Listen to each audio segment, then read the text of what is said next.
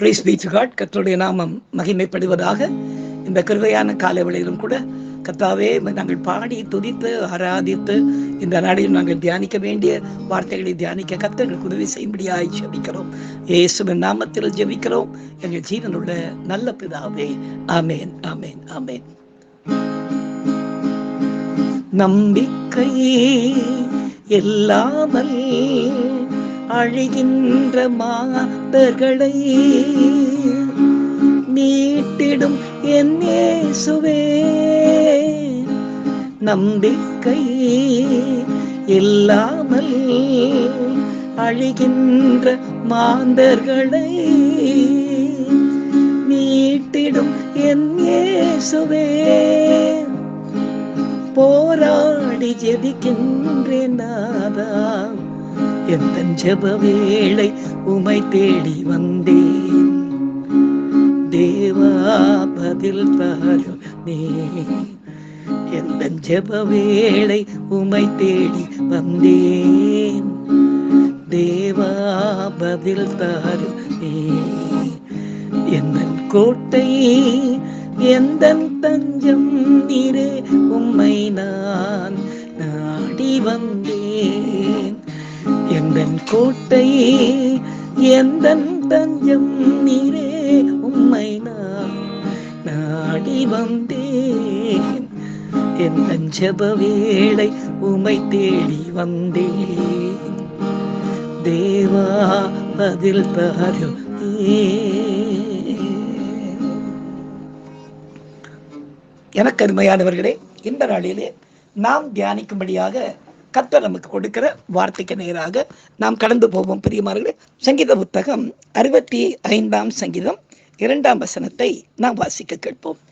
ஜெபத்தை கேட்கிறவரே, மாம்சமான யாவரும் உம்மிடத்தில் வருவார்கள். பிரியமானவர்களே, ஜெபிக்கிற கர்த்தருடைய பிள்ளைகளாகிய நமக்கு நம்பிக்கை ஊட்டக்கூடிய வசனம் அல்லவா இது?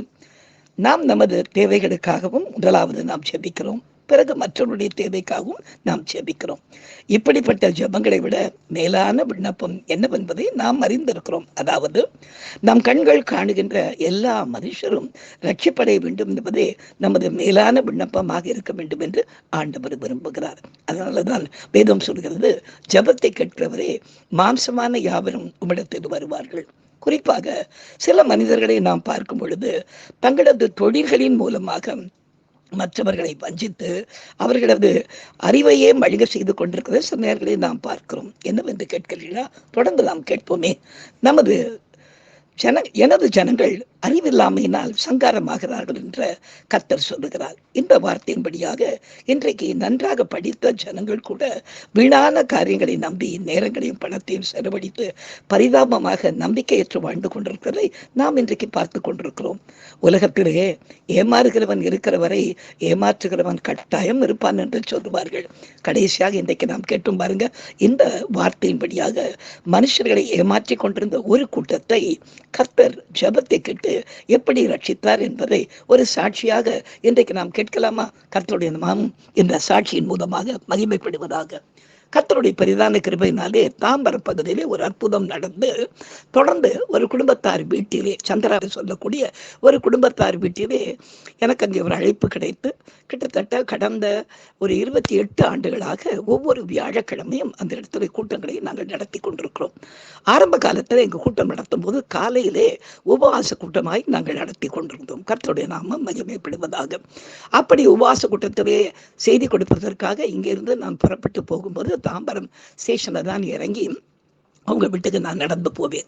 அப்படி போகிற வழியிலே அந்த தாம்பரம் ஸ்டேஷன்ல மட்டும் அந்த வழி முழுக, அதாவது தாம்பரம் ஸ்டேஷன்ல இருந்து அந்த மெயின் ரோடுக்கு போகிற வழி வரையிலே கிட்டத்தட்ட ஒரு 10-12 கிளி ஜோசியக்காரர்கள் அங்கே உட்கார்ந்து கொண்டிருப்பார்கள்.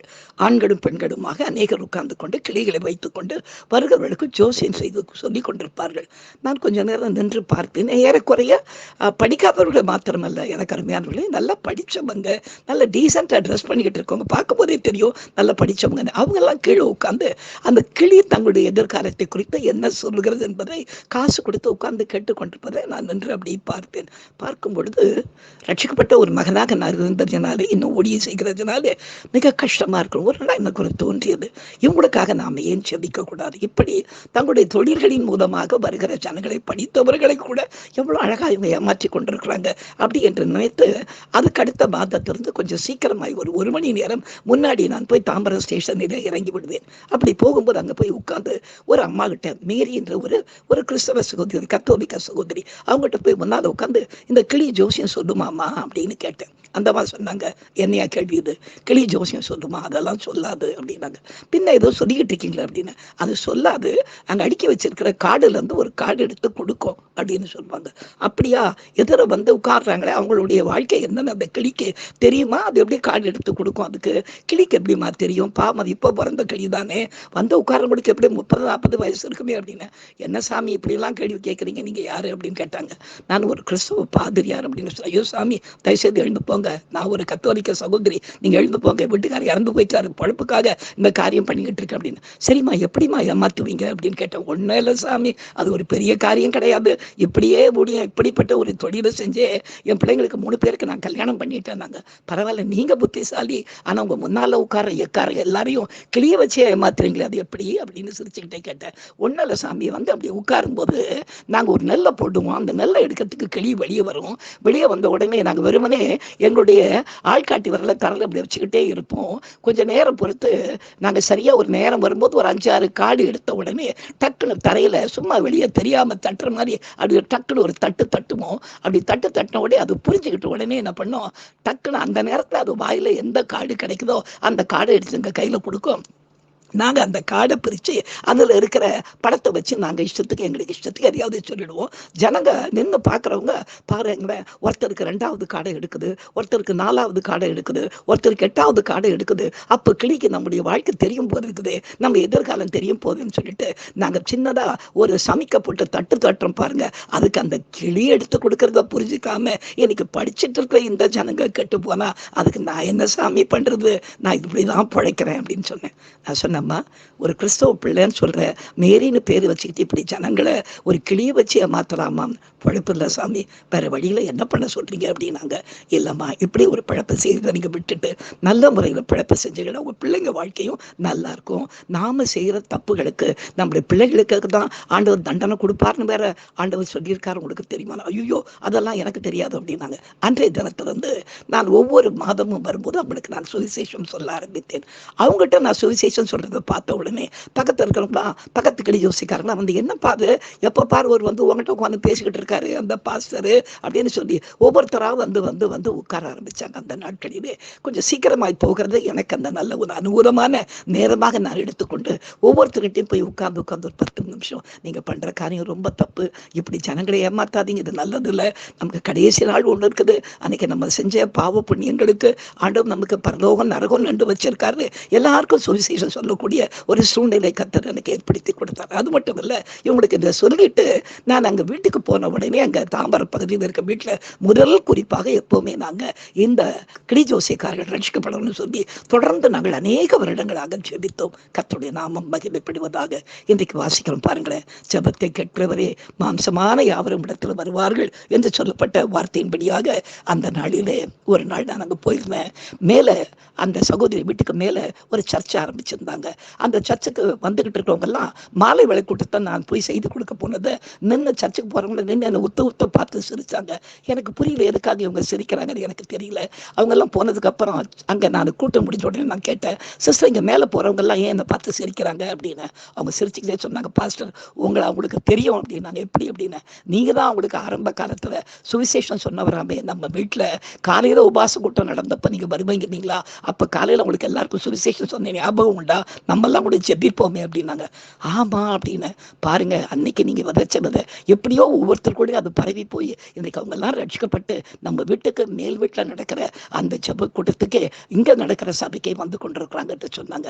கர்த்தருடைய நாமம் இந்த சாட்சி மூலமா இந்த நாளிலே மகிமைப்படுவதாக. நாம நினைக்கிறோம் ஏதோ ஒரு மூலையில உட்கார்ந்து நாம் ஜெபித்துக் கொண்டிருக்கிறோம், இந்த ஜெபத்துக்கெல்லாம் பதில் கொடுப்பாரா என்று.